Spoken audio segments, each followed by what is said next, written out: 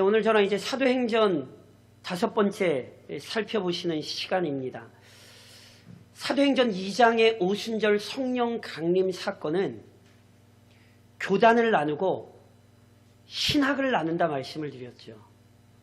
그 논쟁은 치열해서 실은 예수님 재림하실 그날까지 절대로 안 끝날 논쟁 가운데 하나입니다. 그 정도로 사도행전 2장의 오순절 성령 강림 사건은 기독교 신앙을 이해하는 데 있어서 굉장히 중요한 문제입니다. 그런 의미에서 저랑 오늘도 본문에 나온 베드로와 사도들, 제자들의 설교를 좀 주목해서 살피실 필요가 있습니다. 앞서 저랑 분명히 어떤 내용을 살피셨냐 하면 부활하신 그리스도께서 승천하시기 전 제자들에게 분명히 명령하셨죠. 그래서 사도행전 1장 4절로 5절에 이런 말씀이 있었어요. 사도와 함께 모이사 그들에게 분부하여 이르시되 예루살렘을 떠나지 말고 내게서 들은 바 아버지께서 약속하신 것을 기다리라. 요한은 물로 세례를 베풀었으나 너희는 몇 날이 못되어 성령으로 세례를 받으리라 하셨느니라. 제자들이 이 말씀대로 예루살렘을 떠나지 않고 한 곳에 모여 전심으로 기도하고 있었죠. 그러던 중 오순절 날이 되자 성령이 임하셨습니다. 그럼 이처럼 성령께서 제자들에게 임하시자 제자들이 어떤 모습을 보였죠? 사도행전 2장 4절에 이런 말씀 살펴보셨죠?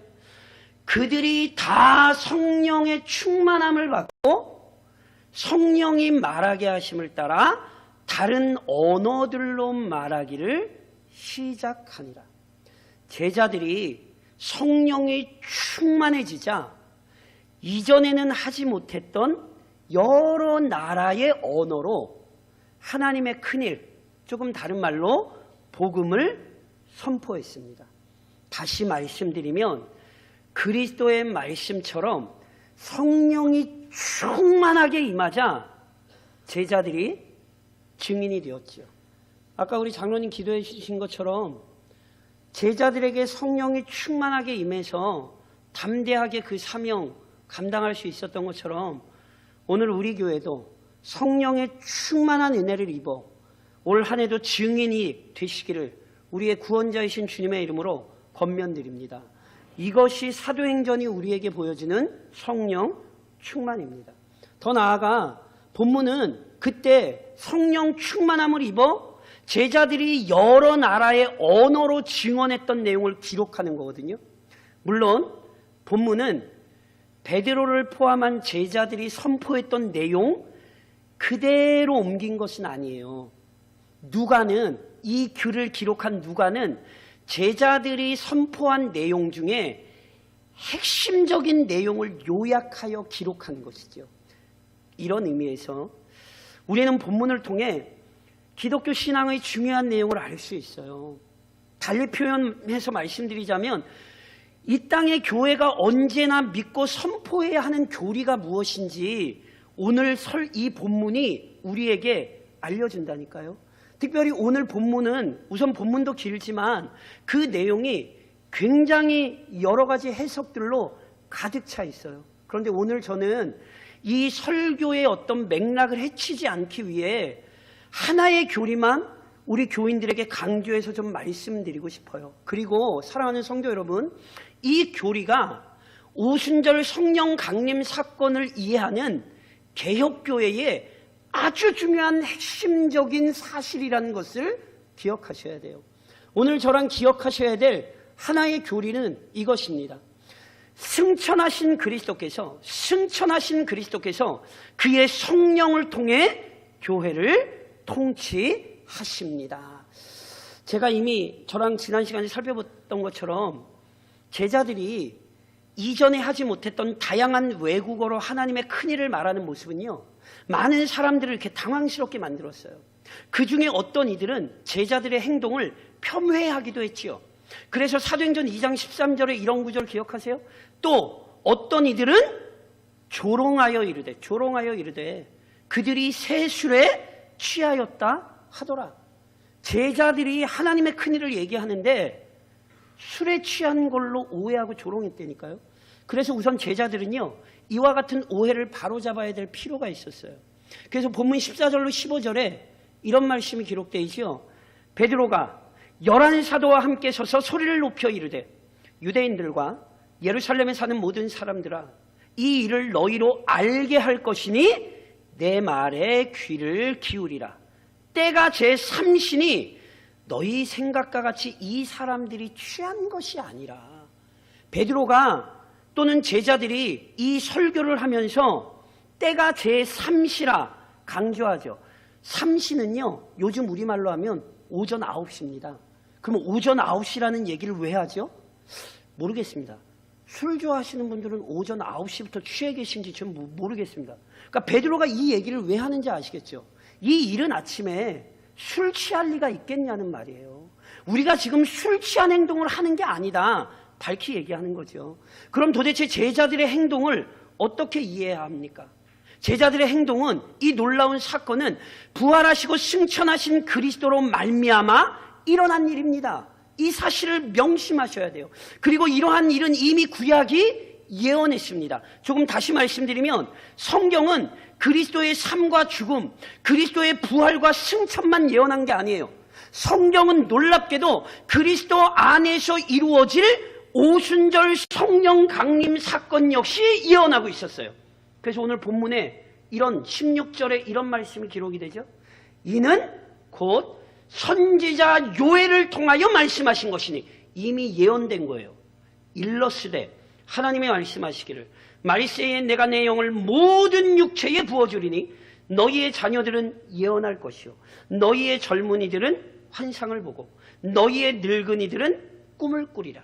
그때에 내가 내 영을 내 남종과 여종들에게 부어주리니 그들이 예언할 것이요. 구약의 요엘 선지자는 하나님께서 그의 성령을 모든 육체에 부어주실 일을 예언했습니다. 여기서 지금 모든 육체란 말 그대로 이 땅에 살아가는 모든 사람들이 아니라 하나님의 백성을 일컫는 말입니다. 그래서 하나님의 백성에 속한 자라면, 또는 구원받은 자녀들이라면 자녀들은 예언하고요, 젊은이들은 환상을 보고 늙은이들은 꿈을 꾸고 남종과 여종은 예언합니다. 다시 말해, 이미 지난 시간에 말씀드렸던 것처럼 성령이 하나님의 백성 중 특정한 사람에게만 임하는 게 아니라니까요. 오순절 성령 강림 사건을 정확히 이해하셔야 돼요. 목사만 성령을 받는 게 아니에요.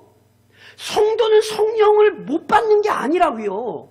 오순절 성령 강림 사건은 모든 하나님의 자녀에게 그의 성령이 충만하게 임하시고 모든 하나님의 자녀들을 통하여 성령께서 일하신다는 사실을 우리에게 예언한 것이고, 그것이 오늘 사도행전 2장에서 성취된 거라고요. 오순절 성령 강림 사건은 요엘의 예언이 정확히 성취된 것을 우리에게 보여주는 거예요. 그래서 본문 19절로도 이런 말씀 있잖아요. 또 내가 위로 하늘에서는 기사를, 아래로 땅에서는 징조를 베풀리니 곧 피와 불과 연기로다. 주의 크고 영화로운 날이 이르기 전에 해가 변하여 어두워지고 달이 변하여 피가 되리라. 요엘이 이런 예언을 했거든요. 이 예언을 왜 베드로가 지금 본문으로 가지고 온 거냐 하면, 위로 하늘에서 일어나는 기사는 성령의 임재를 의미하는 것으로 보이고요, 아래로 땅에서 나타나는 징조란 제자들을 통해 나타난 현상들을 요엘이 예언했던 것으로 보는 거예요. 특별히 피와 불과 연기란 표현은 저랑 지난 시간 살펴보셨던 것처럼 성령께서 제자들에게 충만하게 임하시되 바람 같은 소리가 들리고 불의 혀처럼 갈라지는 것이 임했던 것과 연관이 있어 보여요. 또한 해가 변하여 어두워지고 달이 변하여 피가 된다는 표현들은요, 이전에 경험해보지 못한 놀라운 사건들이 일어날 것을 예언한 것으로 보여요. 그래서 보세요. 실제로 오순절 성령 강림은 이전에 이 땅에 한 번도 일어나지 않았던 아주 놀라운 역사적인 사건이죠. 그래서 오순절 성령 강림 사건을 성경이 강조하고 있고 오늘 우리 개혁교회가 중요하게 생각하는 거예요. 무엇보다 그렇게 오순절날 성령이 모든 성도에게 충만히 임하셔서 도대체 어떤 일을 이루시냔 말이에요. 오늘 본문 21절에 요엘을 이렇게 인용하죠. 누구든지 주의 이름을 부르는 자는 구원을 받으리라 하였느니라. 보세요. 요엘은 성령의 충만한 임재가 죄인들의 구원으로 이어진다고 얘기했어요. 보세요. 이 사실 그대로 제자들이 여러 나라의 언어로 하나님의 큰일, 즉 복음을 전할 때 어떤 일이 일어났습니까? 많은 사람이 그 복음을 받아들이고 구원을 얻게 되었죠. 성령 강림은 이 땅의 구원의 역사를 확장시키는 위대한 사건인 거예요. 특별히 요엘이 누구든지 주의 이름을 부르면 구원을 얻을 거다 이렇게 예언했거든요. 그런데 여기 누구든지 주의 이름을 부르면 할 때 이 주의 이름이 구약에는 하나님의 이름으로 나타나지만 오늘 이 주의 이름은 하나님의 이름이 아니에요. 오늘 이 주의 이름이 누구의 이름인지 아시겠어요? 예수 그리스도의 이름이에요. 그 사실을 이어지는 설교에서 베드로가 지금 밝히는 거예요. 본문 22절에 그래서 베드로가 계속해서 이렇게 설교하죠. 이스라엘 사람들아 이 말을 들으라.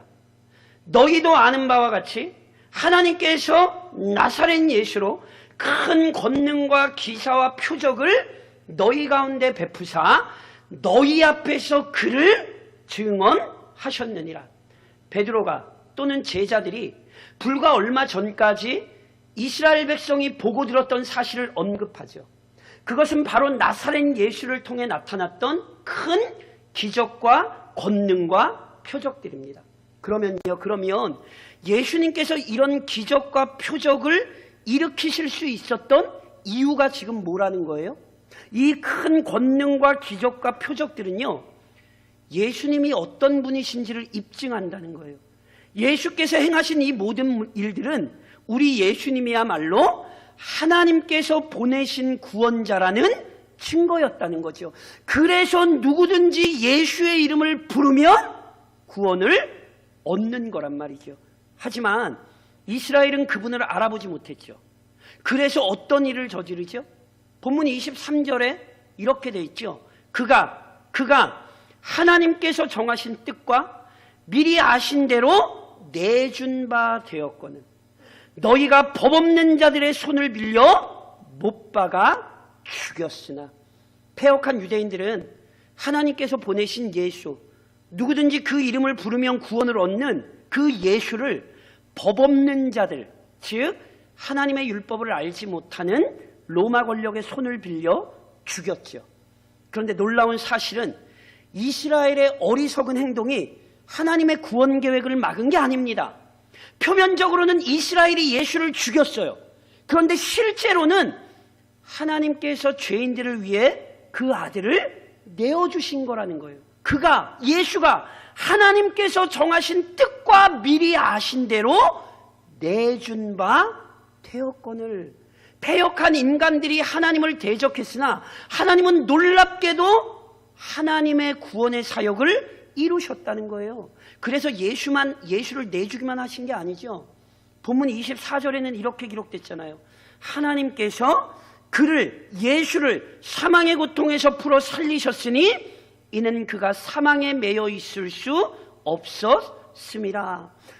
나사렛 예수를 내어주신 하나님께서 또한 그 아들 예수를 사망에서 일으키셨습니다.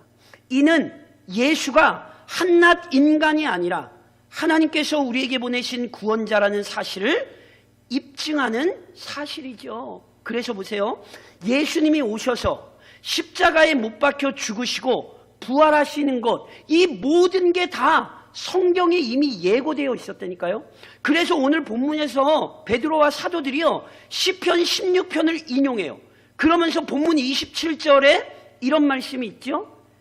이는 내 영혼을 음부에 버리지 아니하시며 주의 거룩한 자로 썩음을 당하지 않게 하실 것이미로다. 이게 지금 베드로와 사도들이 시편 16편을 인용한 구절이거든요.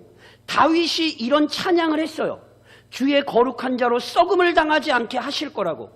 사랑하는 성도 여러분, 이게 다윗에게 적용될 수 있습니까? 주의 거룩한 자로 또는 하나님의 백성으로 썩음을 당하지 않게 하실 것입니다. 이게 다윗에게 적용이 될 수 있나요? 아니요. 다윗에게 적용이 될 수 없어요. 왜요? 본문 29절에 베드로가 이렇게 얘기하죠. 형제들아, 내가 조상 다윗에 대하여 담대히 말할 수 있노니 다윗이 죽어 장사되어 그 묘가 오늘까지 우리 중에 있도다. 다윗의 시체 썩었습니까? 안 썩었습니까?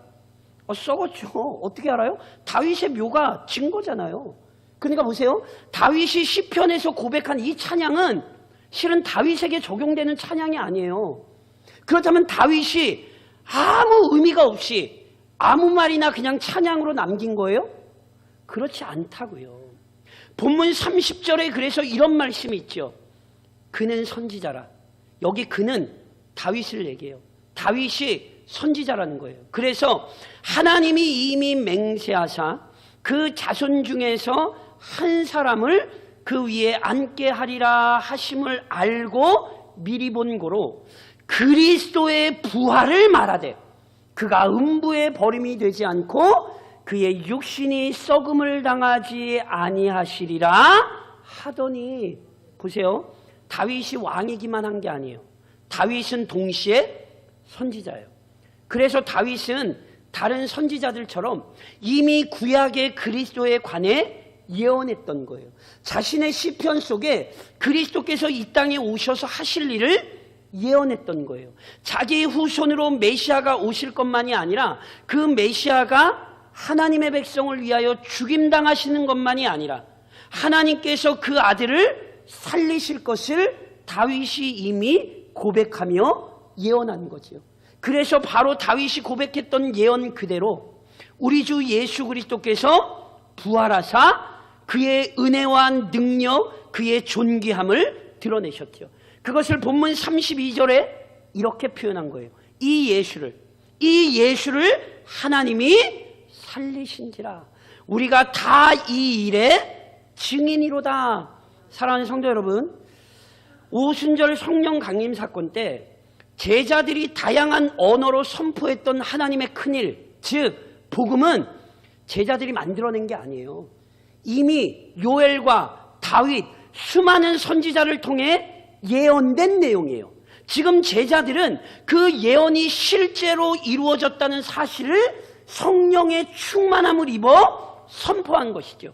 그리고 결국 지금 이루어진 이 모든 사실, 조금 다른 말로 오순절 성령 강림 사건의 핵심은 분명합니다. 화면을 보시며 저랑 33절을 같이 한번 봉독하시겠어요?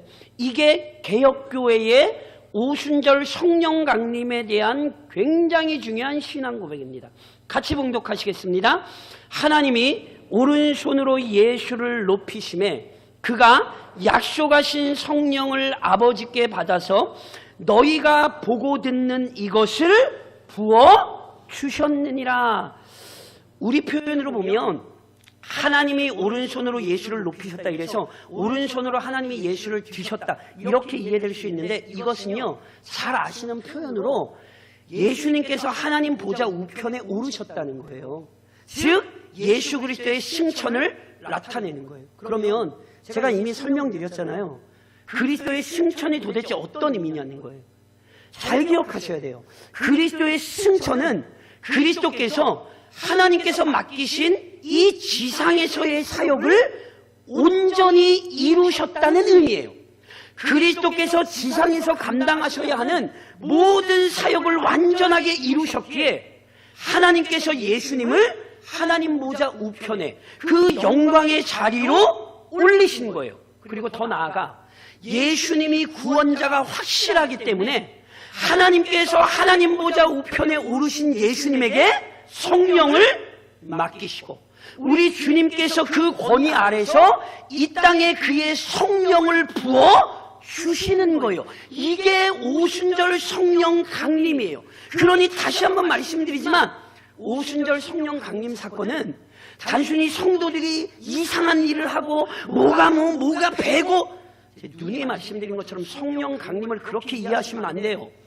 오순절 성령 강림이란 선상에 오르신 그리스도께서 그의 성령을 받아서 그 성령을 보내사 이 땅의 교회를 세우시고 여전히 그 성령을 통하여 교회를 다스리신다는 사실을 입증하는 거예요. 오순절 성령 강림은 교회의 머리가 그리스도라는 사실을 우리에게 다시금 인식시키는 사건이라고요. 그리고 이 사실은, 즉 그리스도의 통치는 세상 끝날까지 중단되지 않습니다.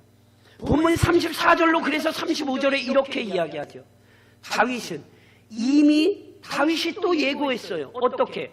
다윗은 하늘에 올라가지 못하였으나 친히 말하여 이르되 주께서 내 주에게 말씀하시기를. 이 표현을 잘 보셔야 돼요. 주께서 내 주에게 말씀하시기를. 내가 내 원수로 내 발등상이 되게 하기까지 너는 내 우편에 앉아있으라 하셨도다 하였으니. 자, 잘 보세요. 주가 두 분이에요. 주께서 내 주에게 말씀하시기를. 주님이 몇 분이에요? 주님이 두 분이라니까요. 이게 그럼 무슨 의미이죠? 앞에 나온 주는 하나님을 얘기하는 거예요. 뒤에 나온 내 주는 그리스도를 이야기하는 거예요. 다윗이 본 거예요. 하나님께서 그의 아들 그리스도에게 말씀하시는 걸 다윗의 영안이 열려 그것을 보고 찬양하고 기록한 거예요. 그럼 아버지가 아들에게 뭐라고 말씀하셨어요? 내가 내 원수로 내 발등상이 되게 하기까지 너는 내 우편에 앉아있으라. 하나님께서 사탄을 그의 발 아래 가두시기까지 그리스도를 향하여 하나님 보좌 우편에 앉아있으라 명령하셨어요. 다시 말씀드리면 그리스도께서는 하나님께서 작정하신 그 재림의 날까지 하나님 보좌 우편에 앉아 온 세상을 다스리십니다. 지금도 이 땅을 다스리고 계시며 그의 교회를 성령을 통하여 다스리고 계십니다. 이게 개혁교회의 신앙입니다. 그래서 이 사실을 베드로전서 3장에서 이렇게도 표현했어요. 그는 예수 그리스도께서는 하늘에 오르사 하나님 우편에 계시니 천사들과 권세들과 능력들이 그에게 복종하느니라. 베드로는 지금도 온 세상이 우리 주 예수 그리스도의 발밑에 복종되어 있다는 사실, 그리고 여전히 그리스도께서 하늘에서 그의 성령을 보내사 자신의 백성을 다스리시며 통치하신다는 사실을 고백했던 것입니다. 그리고 이 사실을 누가는 사도행전 2장에 남김으로 오고 오는 모든 세대로 하여금 지금도 천상에서 이 땅을 다스리고 계시는 그리스도의 통치와 권능을 기억시키고 있는 것입니다. 그런즉 사랑하는 성도 여러분, 본문의 교리에 근거하여 적용하며 권면합니다. 유일한 구원자이신 그리스도를 믿고 따르십시오. 오늘 본문 36절은 저랑 아까 읽었던 본문에 이렇게 기록되죠. 그런즉 이스라엘 온 집은 확실히 알지니 너희가 십자가에 못 박은 이 예수를 하나님이 주와 그리스도가 되게 하셨느니라 하니라. 하나님께서 유대인들이 십자가에 죽인 예수를 주와 그리스도가 되게 하셨습니다. 여기 주란 구약의 성도들이 하나님을 부르던 호칭이에요. 그러니까 예수님을 주가 되게 하셨다는 건 하나님께서 예수님을 하나님과 동등한 분, 조금 다른 말로 하나님께서 우리에게 보낸 유일한 구원자라는 사실을 분명히 알리셨다는 거예요. 우리는 구원자를 찾아 헤맬 필요가 없어요. 구원자는 분명해요. 누구예요? 예수님이에요. 동시에 예수가 그리스도이죠. 그리스도. 구약에 하나님께서 기름 부어 세우신 직분자들을 의미하는 거예요. 특별히 구약 성경에는 이처럼 기름 부어 세워진 세 가지 직분이 있죠. 선지자, 제사장, 왕. 그러니까 하나님께서 예수님을 그리스도로 세우셨다는 건 예수님은 완전한 선지자로서 우리에게 하나님을 밝히 알려주시는 분이라는 뜻입니다. 예수님은 완전한 제사장으로서 하나님과 죄인 사이를 화목하게 하시는 분이라는 거예요. 예수님은 완전한 왕으로서 영원한 하나님의 나라를 완성하시는 분이라는 거예요. 그러니까 이 역시 예수님만이 하나님께서 보내신 유일한 구원자임을 입증하는 거예요. 그런즉 사랑하는 교회요, 오직 예수 그리스도를 믿고 그분을 의지하며 그분을 따르십시오. 특별히 오늘은 우리 교단에서 정한 2단 경계주일입니다. 이 땅에서 여전히 일어나는 일이 무엇입니까? 우리 교단이 1년에 2차례 2월 첫째 주일과 9월 첫째 주일 2단 경계주일을 정한 이유를 놓치시면 안 돼요. 논에이 말씀드린 것처럼 2단은 지금 우리 옆에 있어요. 2단은 여전히 교회 안에 들어와 있어요.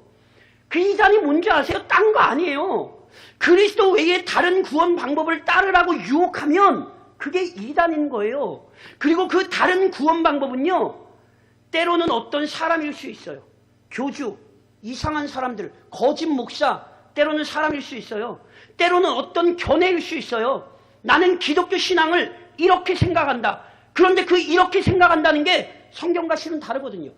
그런데 그것을 마치 하나님의 말씀처럼 얘기하면 그게 다른 구원 얘기하는 거예요. 누군가에게는 돈이 구원의 방법이 되죠. 누군가에게는 명예가, 누군가에게는 건강이 구원의 방법이 되죠. 그래서 예수 왜 믿냐 그러면, 나는 예수 믿고 내 병을 고쳐야겠다고, 나는 예수 믿고 나는 잘 살아야겠다고. 그거 예수 믿는 거 아니에요. 그거 거짓 복음이고, 그거 진리가 아닌 사탄의 악한 복음이에요. 그래서 오늘 확인하셔야 된다니까요. 정말 예수 믿으십니까? 성경이 얘기하는 그 예수, 내가 생각하는 예수 말고요, 내가 믿고 싶은 예수 말고요, 내가 하고 싶은 신앙생활 말고요, 정말 성경이 얘기하는 예수, 그리고 정말 성경이 얘기하는 신앙의 길을 따르고 있냐고요. 오늘 우리는 이것을 확인하지 않으면 안 돼요. 그래서 아세요? 그리스도를 믿고 따르기 위해 우선은 그리스도를 이해하는 일에 더 깊이 힘쓰셔야 합니다. 오늘 본문에 보세요. 제자들이 그리스도를 어떻게 증명해요? 제자들이 그리스도를 다른 걸로 증명하지 않아요.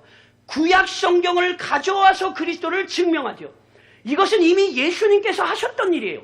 누가복음 24장에 이런 말씀 있죠. 이에 모세와 모든 선지자의 글로 시작하여 모든 성경에 쓴 바 자기에 관한 것을 자세히 설명하시니라. 우리 부활하신 주님께서 다른 것으로 자신을 설명하지 않으셨어요. 우리 주님이 구약 성경으로 자신을 설명하셨어요. 교회 역사를 돌아보면 기존의 교회들 중에 많은 성도들, 함께 신앙생활하던 성도들이 이단으로 넘어갔던 이유는 명확해요. 교회가 말씀에 집중하지 않았어요. 강단에서 우리의 구주이신 예수 그리스도를 정확히 가르치지 않았어요. 성도들이 교회에 나와서 앉아있지만 우리의 구원자 예수 그리스도를 정확히 이해하고 있었던 것이 아니라 자기 생각으로 예수를 이해하고 자기 방식으로 예수를 따르고 있었어요. 그래서 말 같지도 않은 얘기 한마디에 교회가 무너지고 성도들의 삶이 무너졌어요. 제가 어제도 얘기 들으니까 우리 동네 문모 씨라고 통일교에 아주 유명하신 분이 있다고 그러던데요. 참 웃긴 건 그분도 안 나가는데 다른 사람들을 통일교로 보낸다 그러대요. 참 웃긴 얘기 아닙니까? 사랑하는 성도 여러분, 이단은 우리 옆에 있습니다. 그리고 죄송한 얘기지만 지금 본인이 이단이실 수 있습니다. 내가 믿는 예수, 성경이 얘기한 예수 맞습니까? 내가 의지하는 예수, 정말 성경이 가르쳐준 예수 맞습니까? 성경을 통하여 그리스도를 알아가지 않으면서 나 예수 믿어요, 이런 말 하지 마세요. 그래서 우리의 신앙은 항상 어디로 가야 되는 줄 아세요? 빌립보서 3장에서 바울이 이런 고백하죠. 그러나 무엇이든지 내게 유익하던 것을 내가 그리스도를 위하여 다 해로 여길 뿐더러 또한 모든 것을 해로 여김. 내 주 예수 그리스도 예수를 아는 지식이 가장 고상하기 때문이라. 예수를 진짜 진짜 믿고 따르는 사람들은 항상 이 고백을 가지고 있습니다. 다른 어떤 것보다 예수가 가장 고귀하다는 사실 고백하며 매일매일 예수를 알아가며 사는 것입니다. 그런즉 사랑하는 교회는, 우리 교회는 분명히 이 사실에 흔들려서는 안 됩니다. 이 강단에서 예수 외에 다른 것을 가르쳐서도 안 되고, 성도들의 입에서 예수 말고 다른 것이 증언되어도 안 되고, 성도들 사이에서 예수 그리스도 앞으로 이끄는 것 외에 다른 정치, 경제, 문화, 세상에 썩어지며 없어질 철학이 우리를 지배하고 다스리는 일이 없어야 합니다. 그것이 이 이단 경계주의를 지키는 우리의 신앙과 태도입니다.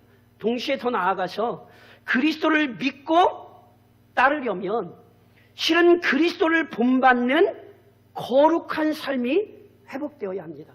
아시는 것처럼 많은 교회가 이단에게 무너진 궁극적인 이유 중에 하나가 뭔지 아세요? 이단들이 교회에 와서 성도들을 무너뜨렸던 아주 중요한 논리가 뭐지요? 아세요? 야, 니네 목사 돈 좋아해. 야, 그렇게 목사가 돈을 밝히면 어떡해? 그 목사 가짜야. 그래서 얼마나 많은 성도들이 실족했는지 아세요? 그게 가짜면 좋겠는데 문제는 그게 사실이었다는 데 있죠. 아유, 니네는 맨날 성도들이 그렇게 싸우냐? 그 성도들이 그렇게 싸우면서 그게 교회 맞아? 교회에 있던 사람들이 이 몇 마디에 다 무너져 버렸어요. 왜냐하면 이게 거짓이면 좋겠는데 이게 사실이거든요. 교회가 어떤 곳입니까? 그리스도의 은혜 가운데에서 그리스도를 따르는 사람들이 있는 곳, 그게 교회 아닙니까? 실은 교회가 교회다우려면 교회가 그리스도를 따르는 구별된 삶을 보여줬어야 되는데, 교회가 교회다운 삶을 보여주지 못함으로 말미암아 이단의 세력이 강하게 일어난 거예요. 지금도 마찬가지입니다. 이단은 교회가 교회답지 못한 것으로 교회를 비난합니다. 그래서 많은 사람들이 교회에서 등을 돌리는 거예요. 그래서 사랑하는 형도 여러분, 기억하셔야 돼요. 우리 교회가 교회다운 모습 회복하지 못하면 우리 사명 감당할 수 없습니다. 제가 이미 사도행전 시작하면서 말씀드렸던 것처럼 성령이 충만한 모습이 어떤 모습인지를 기억하셔야 돼요. 사도행전 2장 47절에 이런 말씀 있죠. 하나님을 찬미하며 또 온 백성에게 칭송을 받으니 주께서 구원받는 사람을 날마다 더하게 하시니라. 교회가 어떤 공동체였어요? 칭송받는 공동체였어요. 대광중앙교회가 진짜 교회다우려면 우리 성도들이 동네 사람들에게 칭찬받아야 돼요. 대광중앙교회 교인들은 정말 정직하더라. 대광중앙교회 교인들은 정말 마음이 따뜻하더라. 그렇게 칭찬받는 교회가 정말 교회라고요. 로마서 14장 18절에도 바울이 이렇게 가르쳤어요. 이로써 그리스도를 섬기는 자는 하나님을 기쁘시게 하며, 저랑 같이 봉독하실까요? 사람에게도 칭찬을 받느니라. 아멘이세요? 이게 정말 교회예요. 이단들에게 교회가 무너지지 않으려면 오늘 조국교회가 이 부분 빨리 회복해야 돼요. 교회가 세상과는 다른 삶을 살다는 걸 보여줘야 된다고요. 그리고 이것은 단지 몇 사람의 성도에게 주어진 책임이 아니라니까요. 온 성도가 성령과 동행하는 사람답게, 성령과 함께하는 사람들답게 그리스도를 믿고 따르는 자들의 삶을 보여주셔야 합니다.